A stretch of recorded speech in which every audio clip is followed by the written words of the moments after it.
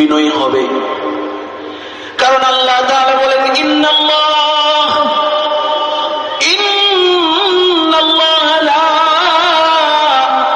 ইউহিব্বুল মুতাকাব্বিরিন। যার ভিতরে বিন্দু পরিমাণ অহংকার আছে আল্লাহ তাআলা তাকে ভালোবাসেন না। এজন্য আল্লাহর প্রকৃতপক্ষে যদি গোলাম হতে চাই তাহলে এক নাম্বার গুণ আমাদের কি অর্জন করতে হবে? অহংকার মুক্ত হইতে হবে। আমি বড় না, বরং আমি ছোট। কথা ঠিক না বেটি?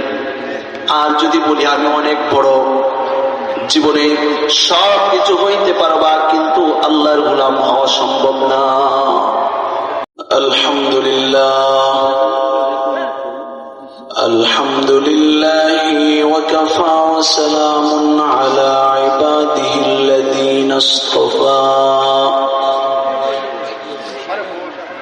আম্মা বা'দু ফাআউযু বিল্লাহি মিনাশ শাইতানির রাজীম।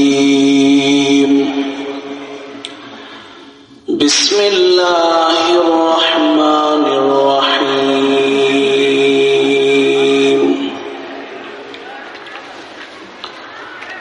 وعباد الرحمن الذين يمشون على الأرض هونا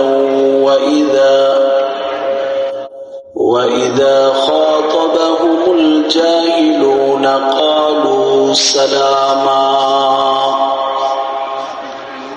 صدق الله العظيم.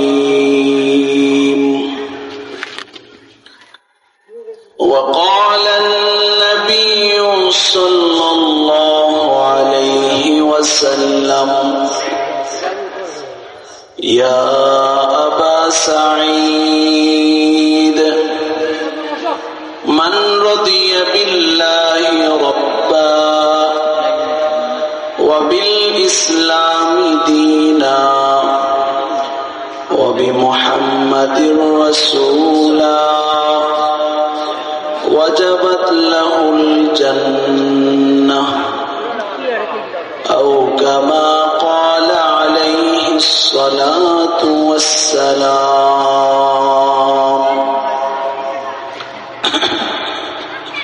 تیرے سوا محبوب حقیقی کوئی نہیں ہے، کوئی نہیں.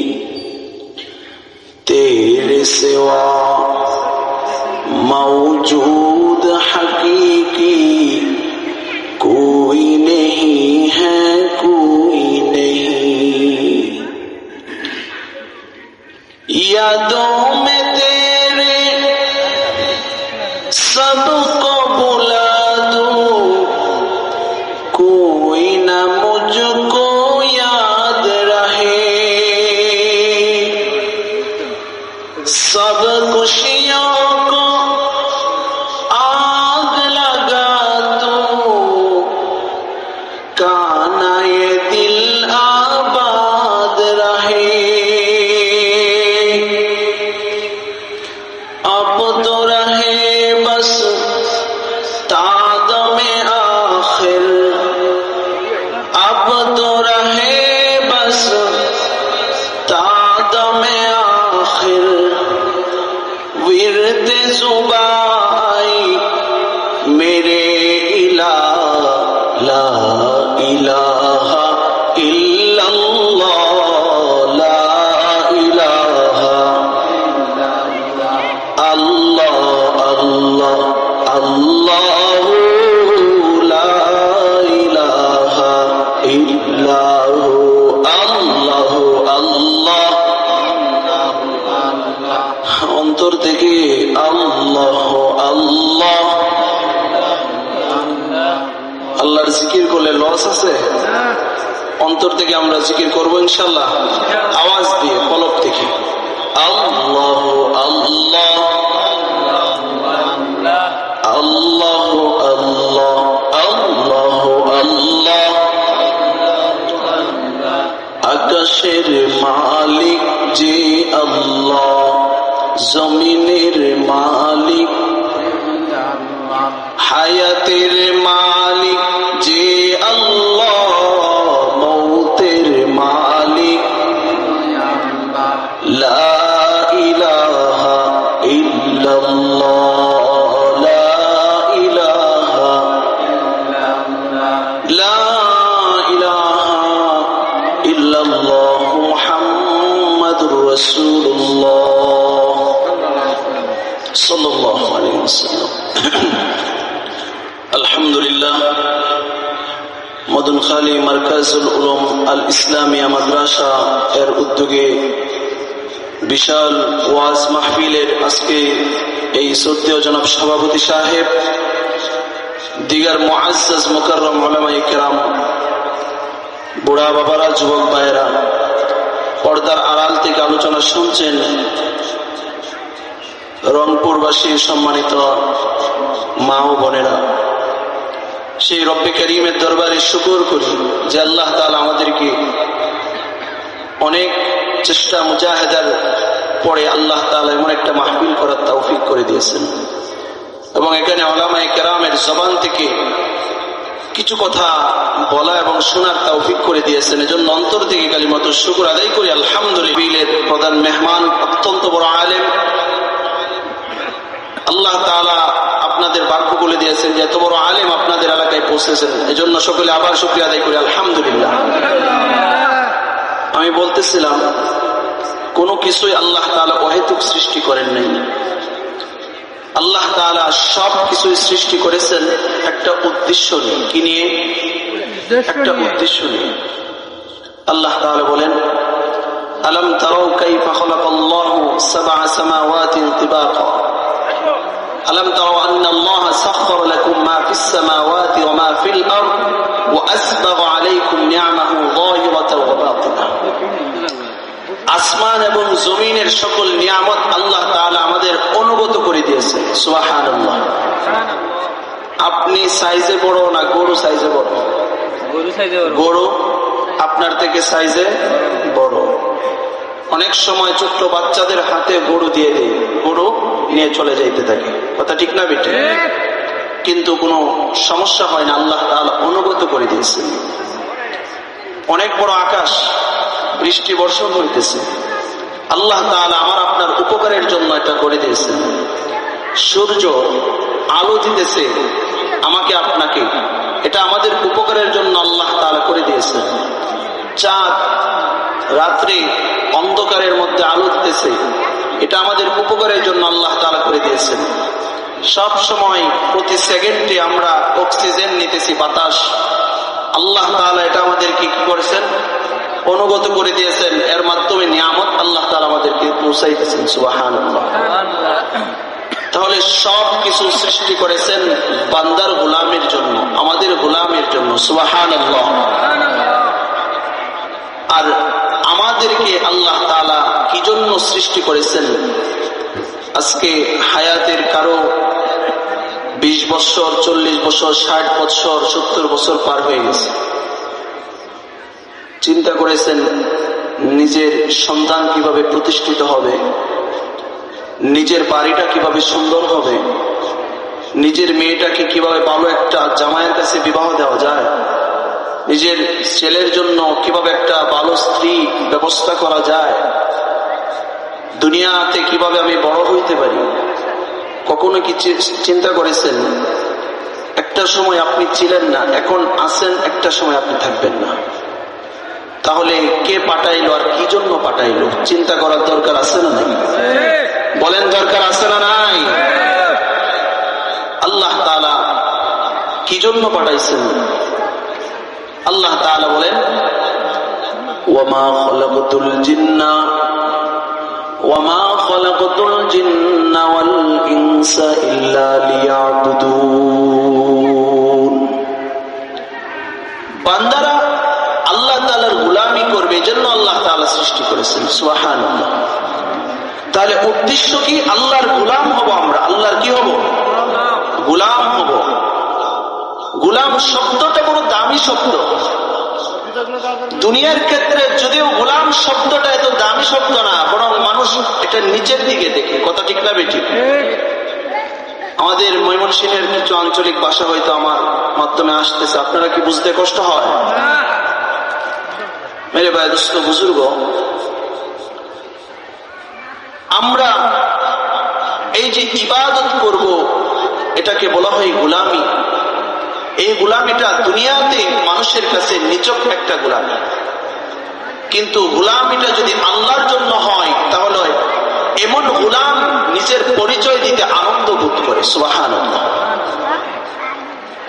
মেরে ভাই দোস্ত বুজুর্গ, আল্লাহ তাআলা তার প্রিয় রাসূলকে যখন নিজের কাছে নিয়ে গেছিলেন তখন গোলাম হিসাবে ডাক দিয়েছেন, পরিচয় দিয়েছেন। সুবহানাল্লাহ। আল্লাহ তাআলা সরকারে দো আলম নবী মুহাম্মদুর রাসূলুল্লাহ সাল্লাল্লাহু আলাইহি ওয়াসাল্লামের পরিচয় কখনো দেন? ইয়া আইয়ুহার রাসূল বাল্লিগ মা উনজিলা ইলাইকা মির রাব্বিক। হে রাসূল, আপনার কাছে যা অবতীর্ণ করা হয়েছে আপনি তা মানুষের কাছে কি করেন? পৌঁছায় দেন। কখনো আল্লাহ তাআলা বলেন লাকাদ কানা লাকুম ফি রাসূলিল্লাহি উসওয়াতুন হাসানাহ। রাসূল করিম সাল্লাল্লাহু আলাইহি ওয়াসাল্লামের আদর্শই হলো দামি আদর্শ। কখনো কখনো বলেন ওয়া মা মুহাম্মাদুন ইল্লা রাসূল। মুহাম্মদ সাল্লাল্লাহু আলাইহি ওয়াসাল্লাম একজন রাসূল।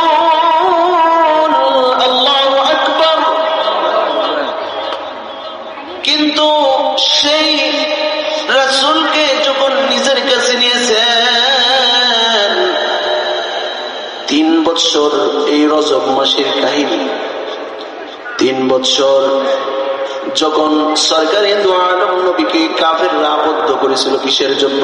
লা ইলাহা ইল্লাল্লাহর জন্য।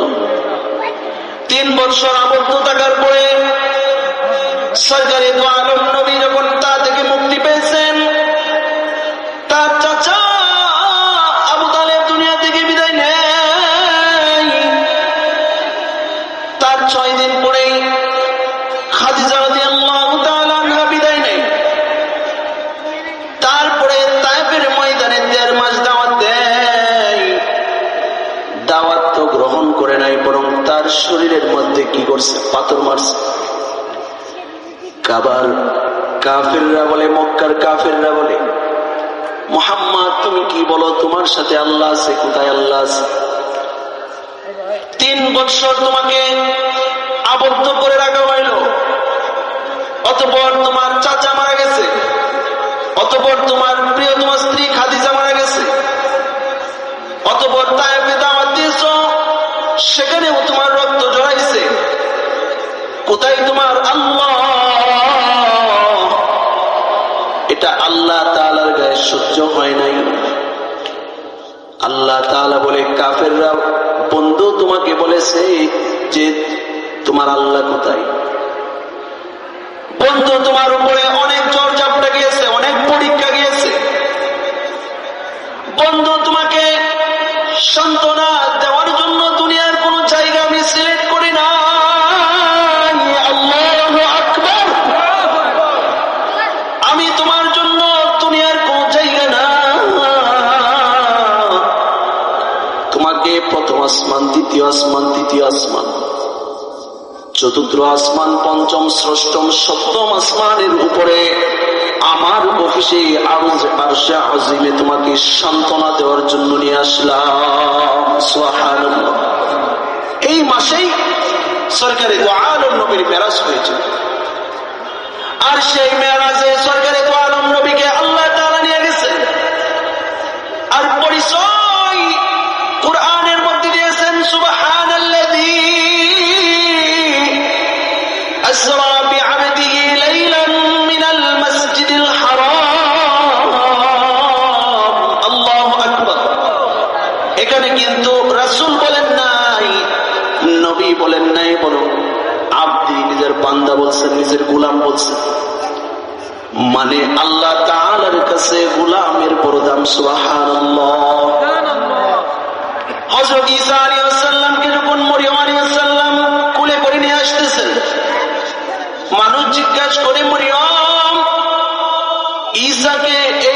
সন্তান তুমি কোথায় পাইলা? মরিয়ম বলে, আমার কোলের বাচ্চাটাকে জিজ্ঞাসা করো। সুবহানাল্লাহ। বাচ্চাকে জিজ্ঞাসা করে, এই তোমার নাম কি? তিনি সর্বপ্রথম নিজের পরিচয় নবী দেন নাই। সুবহানাল্লাহ। সর্বপ্রথম নিজের পরিচয় রাসূল দেন নাই। সর্বপ্রথম ঈসা আলাইহিস সালাম নিজের পরিচয় দিয়েছেন। কুরআন সাক্ষী, قال إني عبد الله। আল্লাহু আকবার। বলেন নাই আমি আল্লাহর নবী, সর্বপ্রথম বলেন নাই আমি আল্লাহর রাসূল, বরং বলেছে আমি আল্লাহর গোলাম। সুবহানাল্লাহ। তাহলে গোলামের দাম আছে না নাই? কিন্তু আজকে আমাদের হায়াতের সময় যে চলে যাচ্ছে, মুরব্বী বসেন না, মুরব্বী বসেন, 40, 60, 70 বছর যে চলে গেল, প্রকৃতপক্ষে আমরা কি গোলাম হইতে পারলাম? আমি যদি নিজে নিজে বলি আমি তো রংপুরের প্রেসিডেন্ট, হয়ে যাইতে পারবো নাকি? এমপি হয়ে যেতে পারবো? এমপি সাহেব শুনলে রাগ করবে। তাহলে কেউ যদি বলে যে আমি এমপি, আমি চেয়ারম্যান, আমি প্রধানমন্ত্রী, তাহলে হবে না। বরং যারা এটাকে বৈধতা দেয় তারা বলতে হবে সে এমপি, তারা বলতে হবে সে সরকার, তারা বলতে হবে সে চেয়ারম্যান। কথা ঠিক না বেটি? আর নিজে যদি নিজের ডোল পেটায় যে আমি এমপি, আমি এই, আমি সেই, তাহলে কি সম্ভব? হবে না। এভাবে আমরা গোলাম হইতে পারছি কিনা আজকে হিসাবটা মিলাই। আল্লাহ তাআলা নিজে তার গোলামের পরিচয় দেয়। সুবহানাল্লাহ। শোনার দরকার আছে না নাই? আল্লাহ যাদের কথা বলছেন যে তারা হলো আমার গোলাম, একটা একটা করে গোলামের সিফাত বলবো, দিলের কানে শুনবেন যে আমার ভিতরে এই সিফাত আছে কিনা, আমি কি প্রকৃতপক্ষে আল্লাহর গোলাম হইতে পেরেছি। আল্লাহর গোলাম যারা, তাদের 1 নম্বর সিফাত ওয়া ইবাদুর রহমান, যারা আল্লাহর গোলাম হবে ইয়ামশুনা আলাল আরদ। সুবহানাল্লাহ। তারা জমিনের মধ্যে বিনয়ী হয়ে চলবে। কিভাবে চলবে বলেন না? কিভাবে চলবে? বিনয়ী হয়ে চলবে। মাথা উঁচু করে অহংকারী হয়ে চলবে না, বরং আল্লাহর ভয়ে চোখ নিচু করে তাকাব্বুর ব্যতীত অহংকার মুক্ত ভাবে চলবে। যারা আল্লাহর গোলাম হবে তাদের প্রথম গুণ হলো তারা বিনয়ী হবে। ইয়ামশুনা আলাল আরদ, তারা কি হবে? বিনয়ী হবে। কারণ আল্লাহ তাআলা বলেন ইন্নাল্লাহ লা ইউহিব্বুল মুতাকাব্বিরিন। যার ভিতরে বিন্দু পরিমাণ অহংকার আছে আল্লাহ তাআলা তাকে ভালোবাসেন না। এজন্য আল্লাহর প্রকৃতপক্ষে যদি গোলাম হতে চাই, তাহলে 1 নম্বর গুণ আমাদের কি অর্জন করতে হবে? অহংকার মুক্ত হইতে হবে। আমি বড় না, বরং আমি ছোট। কথা ঠিক না বেটি? আর যদি বলি আমি অনেক বড়, জীবনে সব কিছু হইতে পারবা, কিন্তু আল্লাহর গোলাম হওয়া সম্ভব না। হাসান বসরি রহমাতুল্লাহ আলাইহি, উনি অনেক বড় বুজুর্গ মানুষ ছিলেন। তাবিঈদের মধ্যে সবচেয়ে বড় দামি তাবিঈ ছিলেন। তিনি উমর রাদিয়াল্লাহু তাআলা আনহুর মুখের লালা হাসান বসরির জীবনের প্রথম খাবার। সুবহানাল্লাহ। হযরত আলী রাদিয়াল্লাহু তাআলা আনহুর সুহবতে থেকে বড় হয়েছে। লোকটার দাম কম না বেশি? হযরত উমরের মুখের লালা হাসান বসরির জীবনের প্রথম খাবার। যার মুখের লালা খাবার, তার দাম আল্লাহর কাছে কেমন? হযরত উমরের কথা বলা হয় সে তো পরশমণি, তারেকে পেয়েছে কুচি। পরশে তাহার শোনা হলো যারা, তাদের ওই মোড়া বুঝি। বলেছেন হযরত রাসূল শেষ পয়গম্বর, আমার পরে যদি নবী হতো কেউ, সে হতো উমর। আল্লাহু আকবার। লাউ কানা বা'দা নাবিয়্যান লাকানা উমর, আমার পরে যদি কেউ নবী হয় তাহলে তার নাম হলো উমর। কিন্তু আমি যেহেতু শেষ নবী, আমার পরে আর কোন নবী আসবে না। এই হলো উমরের অনেক দাম। আর হযরত আলী তার সুহবতে বড় হয়েছেন। হাসান বসরি রহমাতুল্লাহ আলাইহি এমন দামি মানুষ ছিলেন যে নিজের হাতে অনেক সময় জান্নাতের সার্টিফিকেট লিখে দিয়েছেন। সুবহানাল্লাহ। শামাউন নামক অগ্নি পূজক বলতেছে, হাসান বসরি আমি যদি কালিমা পড়ি তাহলে আমার কি লাভ? বলে তুমি যদি কালিমা পড়ো তাহলে তোমাকে আল্লাহ তাআলা মাফ করে দিবে।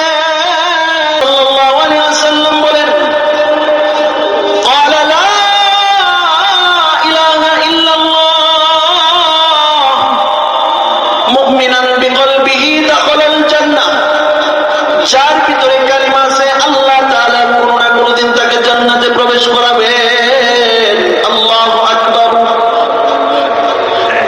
হাসান বসরি রহমাতুল্লাহি আলাইহি বলে, শামন বলে এই কথাটা যদি তুমি লেখা দিতে পারো তো আমি মুসলমান হয়ে যাব। হাসান বসরি বলে লেখা দিলাম। এটা পরবর্তীতে শামনের নিজের জানাজার পরে তার কাফনের ভিতরে কাগজ দেওয়া হয়েছে। সুবহানাল্লাহ। এটা তার কবরের সাথে হয়ে গেছে। তাকে যখন প্রশ্ন করা হয়েছে স্বপ্নে, তিনি বলেন আমি নিজের কাগজ দেখাইছি যে হাসান বসরি বলে দিছে আমি জান্নাতি। আল্লাহু আকবার। এমন দামি মানুষ হলো হাসান বসরি। হাসান বসরির সোহবতে 10 বছর সময় থেকেছে আবুল হাসান রহমাতুল্লাহ আলাইহি। নাম কি? আবুল হাসান রহমাতুল্লাহ আলাইহি। তো তিনি চিন্তা করতেছেন এত বড় আল্লাহর ওলির দরবারে থাকি, এই তো আর মাত্র কিছুদিন, এরপরে হাসান বসরিকে মানুষ যেভাবে আল্লাহর ওলি ডাকে আমাকেও ডাকে, এমন একটা ভাব নিজের ভিতরে কি আসতেছে। কিছুদিন পরে মানুষ আমার কাছে মুরিদ হবে। হাসান বসরি যেহেতু দামি মানুষ, হযরত উমরের মুখের লালা তার মুখের ভিতরে গেছে। হযরত আলীর সুহবত পেয়েছে, কাশফের মাধ্যমে খবর তার ভিতরে পৌঁছে গেছে। সুবহানাল্লাহ। হাসান বসরি এসেছে, আবুল হাসান 10 বছর লম্বা সময় আমার সুহবতে তুমি থাকতেছো, বিবাহ করবা না? সুন্দর একটা মেয়ে পেয়েছি, ভালো একটা মেয়ে পেয়েছি, যাও খেজুর নিয়ে আসো বাজার থেকে, তোমাকে আমি বিবাহ করায় দেব। আর খুব লক্ষ্য করে বুঝবেন, হাসান বসরি নিজের পাগড়িটা আবুল হাসানের মাথায় পরায় দিয়েছে এবং নিজের হাতের নিজের পাগড়িটা মাথায় পরায় দিছে। আবুল হাসান বাজারে গেছে, খেজুর আছে কিন্তু খেজুরের দোকানে মানুষ নাই, কুকুর বৈশা আছে, শুকুর বৈশা আছে। নাউজুবিল্লাহ। এভাবে পোড়া বাজার খুঁজে একটা দোকান পেয়েছে যেখানে মানুষ বসা। তাকে বলতেছে, ভাই তুমি আমাকে কিছু খেজুর দাও, কুরমা দাও, আমি আমার বিবাহের অপেক্ষা। এখান থেকে খেজুর নেওয়ার পরে আমার বিবাহ পড়ানো হবে। বলে তুমি অন্য দোকান থেকে নিয়ে যাও। তিনিও হাসান বসরির মুরিদ, আর যে দোকানওয়ালার কাছে গেছে তিনিও হাসান বসরির মুরিদ। আল্লাহু আকবার। তিনি বলে, দোকানদার বলে তোমার মাথার পাগড়িটা আমার কাছে খুব পরিচিত পরিচিত লাগতেছে। সাথে সাথে মাথা থেকে পাগড়িটা সরায় নিছে, বলে পাগড়িটা মাথায় থাকা অবস্থায় বাজারের সকল ব্যবসায়ীকে শুকুর আর কুকুরের মতন আমার চোখে বেসেছে, একমাত্র আপনাকে মানুষ হিসাবে বেসেছে। কারণ ওয়াসিউন নজর আল্লাহ তাআলা তার ভিতরে ফিট করে দিছিল, কারণ তার মাথার মধ্যে হাসান বসরির পাগড়ি। সুবহানাল্লাহ। এই জন্য সে মানুষের পাপ থেকে ফেলছে। যে কুকুরের মতন আচার ব্যবহার, তার মধ্যে কুকুরের সুরত বেশি উঠেছে, যদিও আমাদের নজরে তা দেখা সম্ভব না। এবার বলে তুমি তো মানুষ হিসাবে ছিলে, মানুষ হিসাবে ছিলে, সুতরাং তুমি আমাকে খেজুর দিয়ে দাও। বলে তুমি যেমন তোমার পিসাবের কাছ থেকে ওসিয়ত নিয়ে এসেছো মানুষের কাছ থেকে যেন খেজুর কিনা হয়, এমন পিসাব আমাকেও বলেছেন যে তুমি যার কাছে মন চাই খেজুর বিক্রি করবে না, তুমিও মানুষ দেখে খেজুর বিক্রি করবা। সুবহানাল্লাহ। এই আবুল হাসান, তোমার ভিতরে তো অহংকার দেখা যায়, আর কোন অহংকার বান্দা ইন্নাল্লাহ লা ইউহিব্বুল মুতাকাব্বিরিন, বিন্দু মাত্র অহংকার নিয়ে কেউ আল্লাহর প্রিয় হইতে পারে না। তোমার ভিতরে তো অহংকার দেখা যায়, তাহলে তুমি তো প্রকৃতপক্ষে দামি এবং খাঁটি বান্দা আল্লাহর গোলাম হইতে পারো নাই। হাসান বসরির ওই মুরিদ আবুল হাসান বুঝে ফেলছে, এই যে আমি চিন্তা করছিলাম কিছুদিন পরে মানুষ আমাকে পীর ডাকবে, আল্লাহওয়ালা ডাকবে, এটা আমার অহংকার, আমি এখনো মানুষ হইতে পারি নাই। জঙ্গলে চলে গেছে, জঙ্গলে ইবাদত করে লম্বা সময় পরে মক্কায় হজের সময় হাসান বসরির সাথে সাক্ষাৎ। হাসান বসরি বলে, কি ব্যাপার, বিবাহের অপেক্ষমান, তুমি তো আসলা না। হাসান বসরি বলে, এখনো কি নিজেকে বড় বুজুর্গ মনে হয়? বলে না, আমাকে মনে হয় আমি বড় গুনাহগার। হাসান বসরি বলে, প্রকৃতপক্ষে এখনই তুমি মানুষ হইতে পেরেছো। সুবহানাল্লাহ। তাদের অবস্থা যদি আমার এমন হয়, তাহলে আমাদের অবস্থা কোন পর্যায়ে আছে? আমরা কত বড় অহংকারী, কথা ঠিক না বেটি? তাহলে আল্লাহর গোলাম হইতে হলে অহংকার নিয়ে হওয়া যাবে না। তাহলে একটা কারণ পাওয়া গেছে, কথা ঠিক না বেটি? একটা সিফাত যারা আল্লাহর গোলাম, সিফাতটা কি? তাকাব্বুর থাকবে না আল্লাহর গোলামদের, অহংকার থাকবে না বিন্দু পরিমাণ। আরেকটা সিফাত বলবো, আপনারা শুনবেন ইনশাআল্লাহ। وَإِذَا خَاطَبَهُمُ الْجَاهِلُونَ قَالُوا سَلَامًا। জমিনে যখন আল্লাহর বান্দারা চলবে, আল্লাহর গোলামরা যখন জমিনে বসবাস করবে, জাহেলদের মতন কোন মানুষ যদি তাদেরকে গালি দেয়, তারা গালি দিবে না, বরং ক্বালু সালামা, তারা তার জন্য শান্তি দোয়া করবে যে আল্লাহ তোমাকে হেদায়েত দান করুন। সরকারে দু আলম নবীর ঘটনা সকলেই জানি। সরকারে দু আলম নবীকে নামাজে যাওয়ার সময় পথের মধ্যে কাটা দেওয়া হইত। আখলাক তিন প্রকার, করিম, হাসান, আযীম। সরকারে দু আলম নবীর আখলাক ছিল আযীম। সরকারে দু আলম নবীর আখলাক ছিল আযীম। এজন্য তিনি নামাজে যাওয়ার সময় যে মহিলা কাটা দিত, মহিলা অসুস্থ হয়েছে, মহিলাকে দেখতে গেছেন, আল্লাহু আকবার। যদি সরকারি দু আলম নবী মন করে থাকেন, আমরা তার উম্মত হয়ে আমরাও তার চরিত্র নিজের ভিতরে ধারণ করার দরকার আছে না নাই?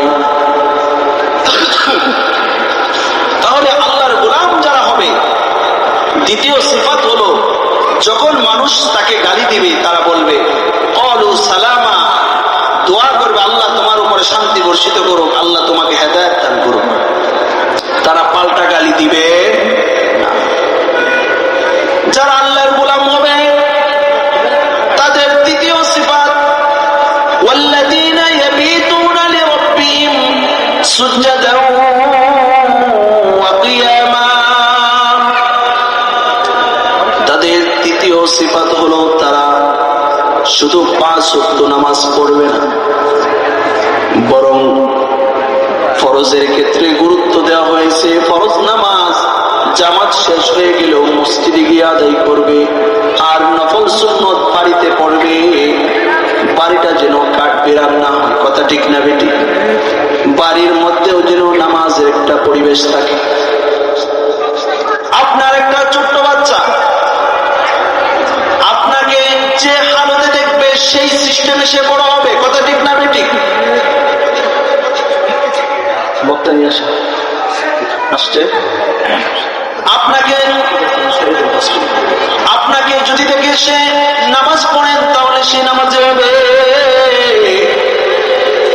আপনাকে যদি দেখে আপনি নামাজ পড়েন না তাহলে সে কি হবে? বেনামাজি হবে।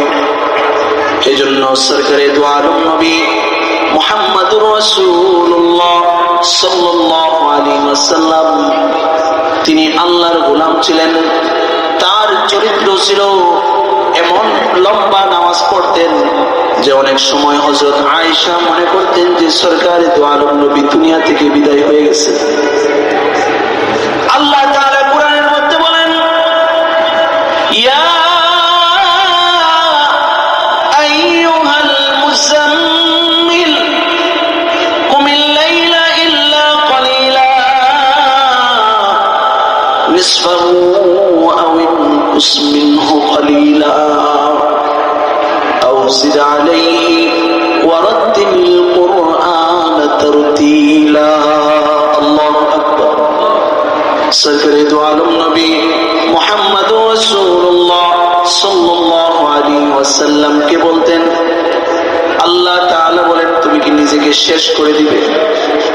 এই যে লম্বা সময় নামাজ পড়ে সরকারে দু আলম নবীর হাত পর্যন্ত ফুলে যায়। সরকারে দু আলম নবীকে বলেন মাঝে মাঝে নামাজ পড়বা, মাঝে মাঝে বৈশাখ কোরআন তিলাওয়াত করবা। আরে আমাদের যুগের পছন্দ বড় নিকৃষ্ট পছন্দ, কথা ঠিক না বেটি? আর আগের যুগের মানুষের পছন্দ বড় দামি পছন্দ। সরকারে দু আলম নবী মুহাম্মদুর রাসূলুল্লাহ সাল্লাল্লাহু আলাইহি ওয়াসাল্লামের পছন্দ সুগন্ধি পছন্দ। সরকারে দু আলম নবীর কাছে আত্মীয়, যেহেতু তার কাছে সুগন্ধি পছন্দ এজন্য তার কাছে ইবাদত পছন্দ, কথা ঠিক না বেটি? এমন তো ঘটনা আছে, যারা নেককার হয়েছেন, যারা ভালো হয়েছেন, তাদের পোশাকের মধ্যে পর্যন্ত ইবাদতের গন্ধ পাওয়া গেছে। সুবহানাল্লাহ। ওমর ইবনে আব্দুল আজিজ রাহমাতুল্লাহি আলাইহি তাকে উমরে সানি বলা হয়।